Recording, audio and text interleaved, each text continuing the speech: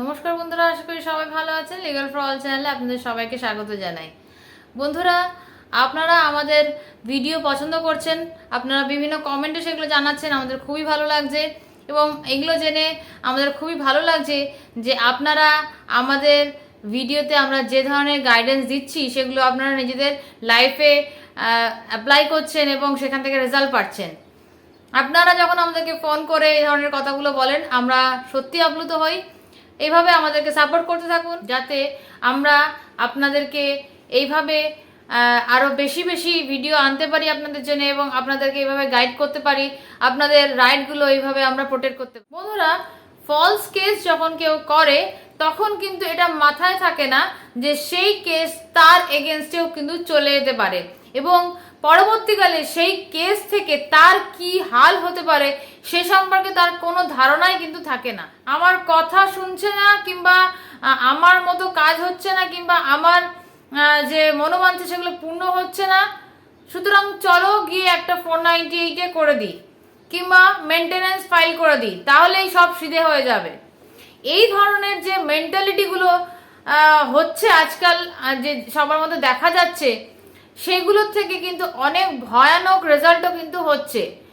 আমরা প্রথমে কিন্তু যখন কোনো সমস্যা একটা তৈরি হয় তখন কিন্তু আমাদের চারিপাশে অনেক লোক পাই যে ঠিক আছে এরকম করেছে, চল একটা কেস করে দে, তারপর দেখ কি হয়। কিন্তু যখন কেসটা হয় তারপরে কিন্তু আস্তে আস্তে সবাই পাশ থেকে সরে যায়, আপনি কিন্তু একা হয়ে যান। কিন্তু এই কেস করার পর একটা মিথ্যে অভিযোগ দিয়ে দিতে হবে। কিছু একটা কেসকে দাঁড় করাতে গেলে তো একটা ভয়ানক অভিযোগ লাগবে, কিন্তু হয়তো সেরকম কিছুই হয়নি, তো কিছু একটা ভয়ানক তো লিখতেই হবে। উকিলবাবু হয়তো কিছু একটা ভয়ানক লিখে দিলেন, আপনিও কিছু একটা বললেন, কিছু একটা উকিলবাবু একটা ভয়ানক লিখে দিলেন, এবং পরবর্তীকালে যখন ক্রস এক্সামিনেশনের টাইম আসলো, সাক্ষীর সময় আসলো, সেক্ষেত্রে তখন আপনাকে যখন প্রশ্ন করা হবে তখন ওই হিসেবেই কিন্তু আপনাকে কথা বলতে হবে। আপনি যেরকম লিখেছেন পিটিশনে সেই হিসেবেই কিন্তু আপনাকে কথা বলতে হবে। যদি কথা না বলেন তাহলে কিন্তু আপনার কেস বন্ধ হয়ে যাবে, কিংবা কেস মিথ্যে কেস বলে সেখানে কিন্তু ক্লোজ হয়ে যাবে। আর যদি না হয়, যদি সেই একইভাবে আপনি মিথ্যে কথা বলতেই থাকেন, কেস চালানোর জন্য যদি একই রকম মিথ্যে কথা বলতে থাকেন, তাহলে কিন্তু যখন এক্সামিনেশন, ক্রস এক্সামিনেশন এবং এফিডেভিট আসে, এফিডেভিট করে কিন্তু যে কোনো পিটিশন জমা দেওয়ার সময় কিন্তু এফিডেভিট করে জমা দিতে হয়, অর্থাৎ হলফনামা দিয়ে, অর্থাৎ শপথ করে আপনি কিন্তু সত্যি কথা বলছেন এই শপথ করে কিন্তু পিটিশন করতে হয়, এফিডেভিট করতে হয়। তো যে পিটিশনে আপনি যে যে কথা বলছেন সেগুলো সত্যি, এটা কিন্তু আপনি শপথ করে বলছেন কোর্টের কাছে।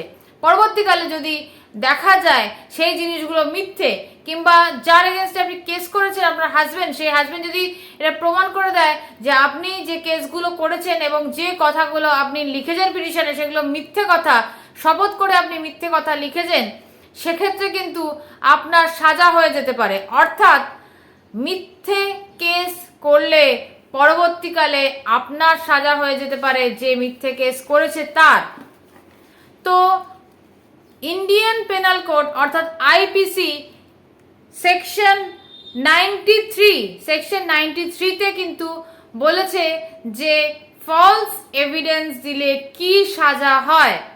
আপনাদের জন্য আমি এই যে সেকশনটা তা কি লেখা আছে সেটা পড়ে দিচ্ছি, আপনারা জানুন, এবং পরে কিন্তু আমি এটা বর্ণনাও করে দেবো যে কি লেখা আছে। Punishment for false evidence. Whoever intentionally gives false evidence in any stage of a judicial proceeding or fabricates false evidence for the purpose of being used in any stage of a judicial proceeding shall be punished with imprisonment of either description for a term which may extend to 7 years and shall also be liable to fine.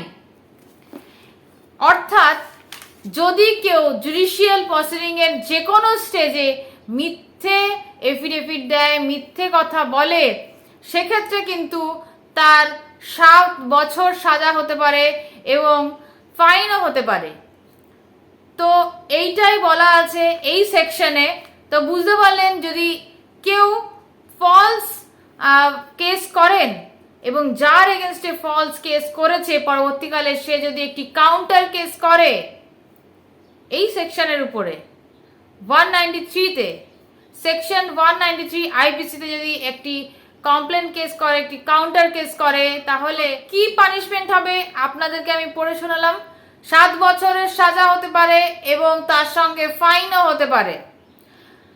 আপনি যে সেকশনে তার এগেনস্টে case করেছেন 498 এটা হতে পারে কিংবা অন্য সেকশন হতে পারে, তার সাজা কত? 3 বছর। আর আপনার এই সেকশনে সাজা কত? 7 বছর। পার্থক্যটা আপনারাই বুঝে দেখুন যে মিথ্যে কেস করলে কত বড় সমস্যা আপনাদের উপরে নেমে আসতে পারে। তাই জন্য বলছি, মিথ্যে কেস আজ এক্ষুনি এখন থেকে বন্ধ হোক, সত্যি কেসগুলো চলুক।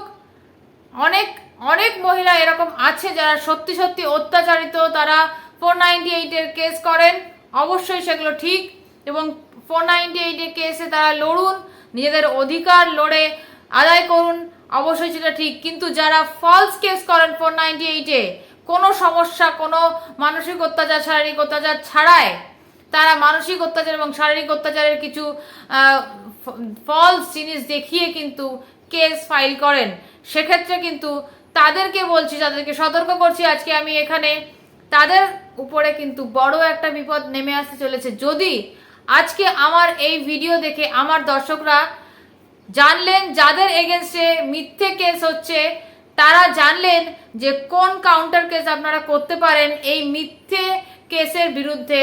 যখন এফিডেভিট করে কেউ মিথ্যে কথা বলছে, কোর্টে কোনো কেস মিথ্যে কেস করছে, সেক্ষেত্রে কিন্তু আপনারা এই সেকশনে কাউন্টার কেস করে তাদের উপরে একটা কিন্তু বড় বিপদের মেঘ আনতে পারেন এবং তাদেরকে কিন্তু সাজা দিতে পারেন, 7 বছর অবধি সাজা এবং তার সঙ্গে ফাইন।